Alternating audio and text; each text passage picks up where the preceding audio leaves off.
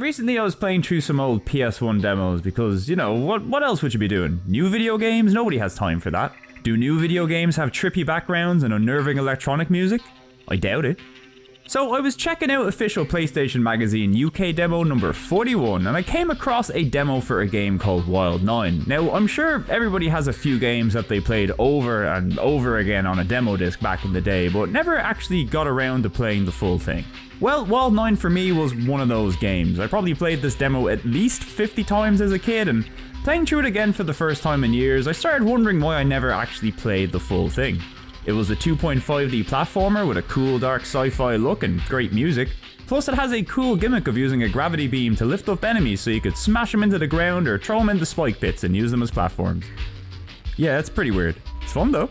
So I figure what better time than now to try out the full thing. I mean, the game did come from Shiny Entertainment, who were responsible for Earthworm Jim and MDK, some of the most highly regarded games of the 90s. And also RC Stunt Copter, which I imagine is the best Stunt Copter game in the PS1. Somehow there's more than one of these, so I can't really say for sure. What I do know is that the Wild 9 demo ends by advertising some of the fun ways that you can torture your enemies in-game. Even the US box art advertises torture front and center, and if it's torture approved by the ESRB, you know it's gotta be good. Also, it has a guy whose whole thing is that he can't stop exploding due to allergies. Yeah, I think it's time we played this.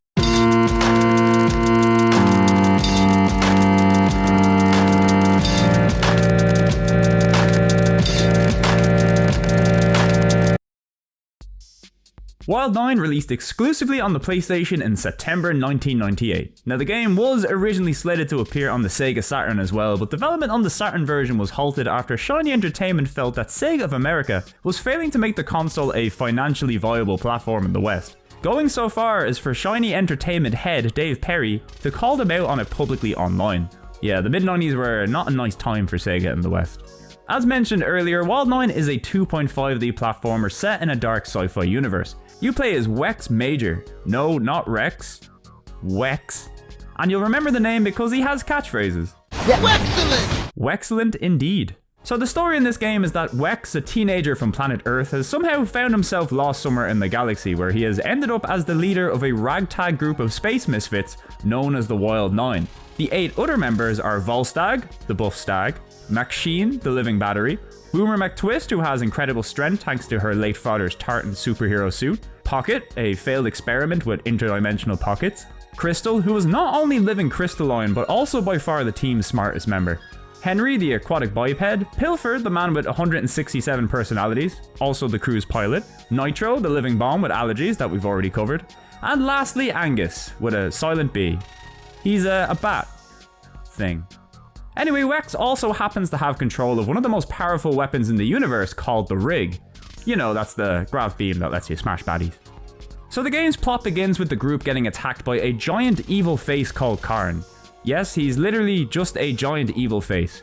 This results in the other members of the Wild 9 getting kidnapped, leaving just Wex to travel across the galaxy to rescue his pals and put a stop to Karn once and for all. It's a pretty fun setup honestly, and it's clear a lot of effort was put into the characters and the universe. There is some really cool designs and lore here. Just one problem though, you wouldn't know any of this if you didn't read the game's manual. Now while the manual has 5 pages of plot and even more pages of cool drawings and bios for the characters, the actual game has barely any cutscenes, no dialogue, and absolutely nothing in the way of plot. You could be playing Sonic the Hedgehog on the Mega Drive here and you're getting pretty much the same story experience. Look, at the end of the day, it's a platformer, so a lack of plot is never going to be a deal breaker, but I can't help feel disappointed that we're missing out on getting some more out of this world and its characters. I genuinely think they're all pretty cool. Thankfully, at least the gameplay for Wild 9 has a few tricks up its sleeve.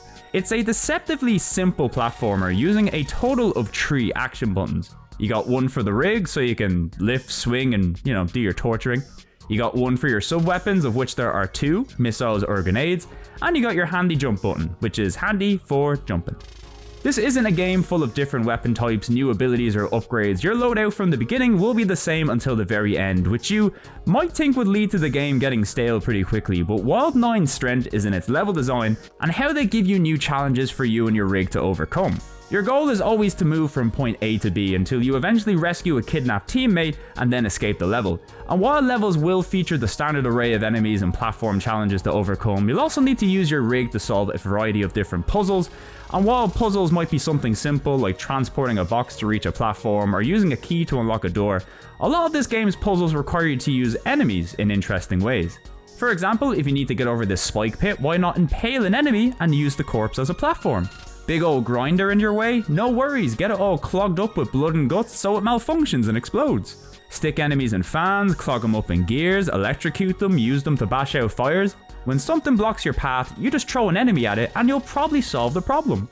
The rig itself is simple enough to use. You just hold down the fire button and the beam comes out and it picks up any applicable item in range, although only one object at a time. You can aim the beam in an arc around you, and you can also use it to position items at different angles, which is useful when you want to carry an object over a hazard. Another important function of the rig is its ability to hook onto certain objects like a grappling hook to swing across platforms. The swinging physics took me a little while to get used to, as the momentum on these things can be pretty wacky, but once you get the hang of it, platforming with this thing is a breeze. It doesn't really seem like much now, but the rig and the gameplay surrounding it would have been pretty unique at the time. Sure, we've seen gravity manipulation a ton in gaming over the years, but in the days before modern physics engines, this would have been somewhat novel, even if its utilization here is still pretty rudimentary. You are just swinging things left and right after all, but hey, if it's effective, it's effective. So for the most part, this is more or less what you'll be doing throughout the game, but it's not the only tricks it has up its sleeve. During a level, usually towards the middle or end, you'll rescue one of your Wild 9 teammates, and these guys change the gameplay up a bit as well. In one level, you'll have to carry Nitro around so he can blow up doors blocking your way. Another level will see Wex riding Henry around to pass water sections and picking him up to transport him over to the next water sections.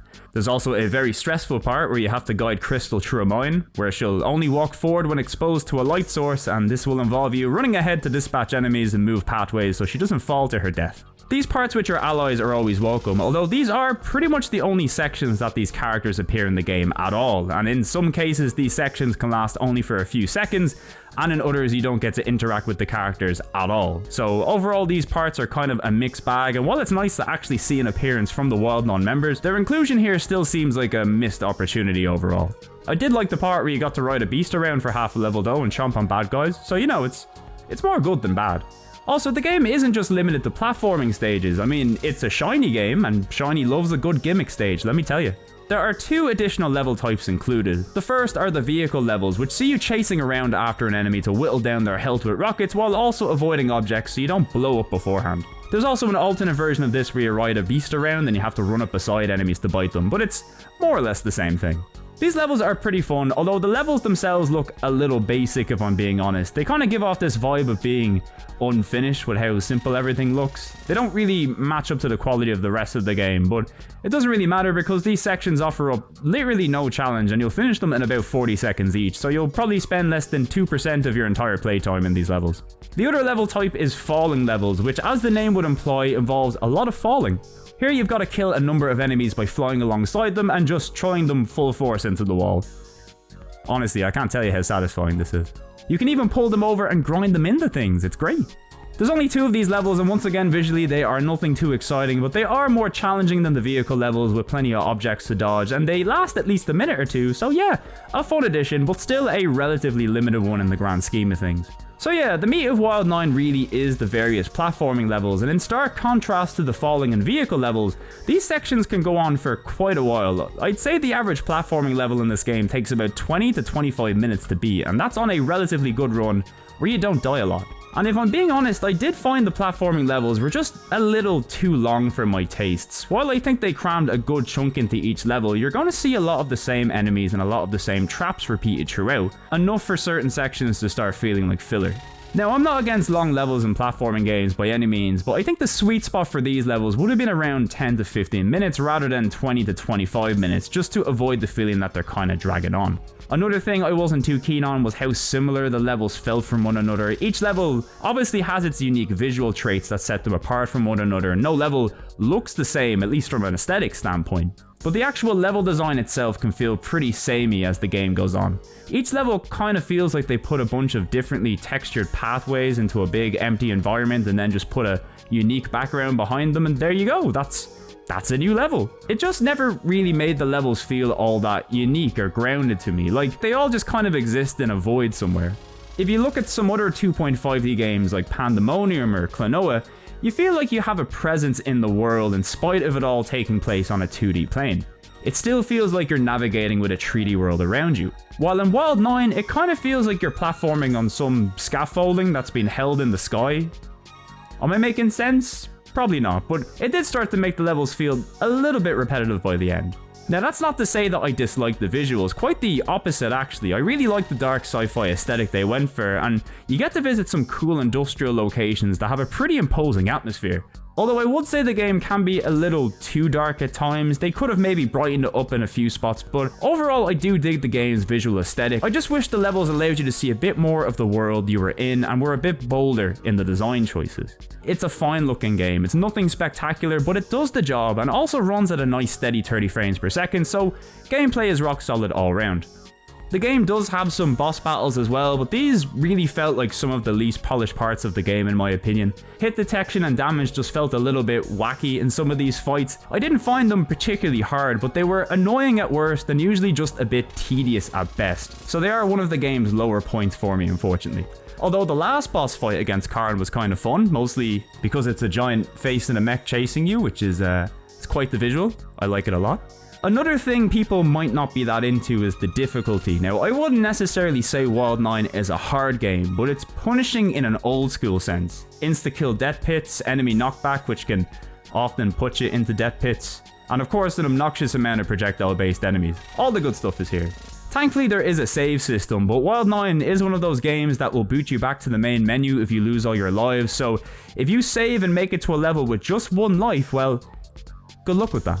Thankfully, I found exploring levels thoroughly usually leads to finding a good few extra lives, so it's definitely manageable, and I should also mention that if you collect all 99 spinning 9 gears in a level, you'll earn a continue, but this is very hard to do, and you'll probably lose a few lives trying to do it, so maybe don't go out of your way to do this unless you really want to.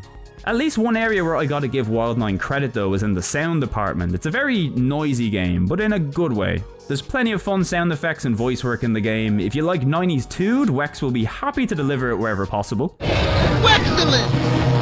Healthy! It'll still probably make you cringe a little though. Like, cool! The rig sound effects are also really cool, and the noise it makes when you slam enemies off the ground sounds like something out of a Warner Brothers cartoon. Also, we have Tommy Tallarico on the soundtrack, famed creator of the much-loved video games Live, and also the composer of the legendary Color a Dinosaur on NES. And also some other less important games. You're usually in for a good time with a Tallarico soundtrack, and thankfully Wild 9 delivers. It's a pretty varied soundtrack of high-quality Redbook audio, with some really cool heavy industrial tracks and some lighter sci-fi inspired numbers. All in all, it's great stuff.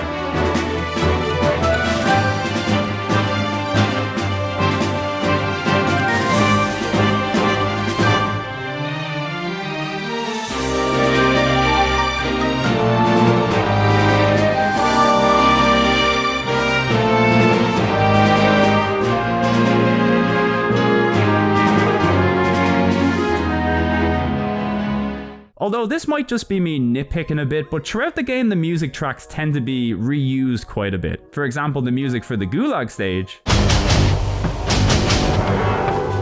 is also the music for the main menu theme. The song for the first level Bombopolis is also used in the last level, Palace Karn. And the music for the Beast Ride stage is straight up just taken from Earthworm Jim.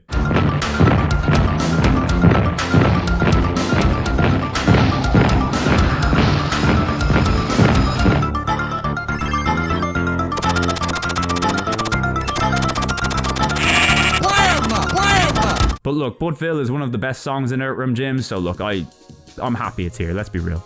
Overall, I did enjoy my playthrough of Wild 9. It's a pretty short game coming in at just over 2 hours in length, but I just couldn't shake the feeling that something was a bit off about the game. The repetitive level design, the deceptively simple gameplay, the extra long levels that felt padded out. It felt like the game had loftier ambitions and it just should have been better than it was. Honestly, in a lot of ways it kind of feels and plays like an Earthworm Jim game, and look, it was made by some people who had worked on Earthworm Jim, so that's not a surprise, but it can feel even more basic than those original games. The rig is a fun mechanic, but when it all comes down to it, the puzzles and fresh ideas, they just run out of steam before the end of the game. I was curious enough to see what actually went down, so I did a bit of digging into some old dev conversations around the game, and by the sounds of things, the original version of Wild 9 was scrapped at some point during development, and eventually a whole new team took over the project. And there was definitely some difficulty in this process, because you essentially had a brand new team working with an unfamiliar engine to piece together little different parts to create a functioning game as quickly as possible. This of course led to plenty of delays, and word on the street is that this was also a very expensive game to make. The plan was always to make this the next Earthworm Jim, and for it to be successful beyond video games and move into other media like movies and cartoons as well. Hence why there was so much effort put into the additional members of the Wild 9 crew and all of this universe lore. I get the feeling reading through some of this stuff that it was a miracle that this game even seen completion at all. Like, they were running out of time, a ton of money had already been spent and committed to the project, and they just had to get something out to market, and look, kudos to them, they actually managed to do it. But the final product that we got, I don't think came anywhere near to the original vision that they had. The padded out platforming levels with copy and paste designs, the lack of any in-game story outside of a single cutscene at the end that offers nothing interesting, the reused music, the throwaway vehicle levels, and look, even these falling levels, which admittedly are pretty fun, these needed to be outsourced to an additional dev team to make sure that the game was finished on time. So that should give you an idea of how things were going overall. Now look, this is just what I took away from reading through some of the thoughts from the devs, so I could just be talking out my ass, but I think it would explain why the game is the way it is. Of course, when Wild 9 did eventually launch, it reviewed well enough, but it was still considered a critical and commercial failure, failing to live up to the expectations of Shiny's prior work. It was a time when 2D and 2.5D platformers usually got a hard time from critics, and in spite of the rig's appeal, there was no hiding how old school and simple this game was at its core. Its lack of success is especially disappointing when you consider Interplay supposedly spent over $4 million on marketing for this game, which was a huge amount of money for a video game in 1998. Tons of commercials, magazine ads, weird promos where Tommy Talrico turns into an angel. Yeah, I don't know what's happening here. Look, needless to say, nothing else ever came from the franchise, which is disappointing. The more I look through the press kits and old information for this game, the more I wish it had made it. But that's the nature of the industry. Developing games is a tough process, and look, things, they don't always go to plan. But for what it is, I still enjoyed my time with Wild 9. It's far from perfect, but it's got a cool dark sci-fi atmosphere, a great soundtrack, and I'm sure you'll get a kick out of torturing enemies with the rig for an hour or two at least. The game only costs about 5 or 10 quid online, and look, for that price, you can't really go wrong. Anyway, that's Wild 9. Now, if you'll excuse me, I have to get back to playing through 50 more PS1 demo discs so I don't lose my mind from being stuck indoors for over a year. Thanks for watching.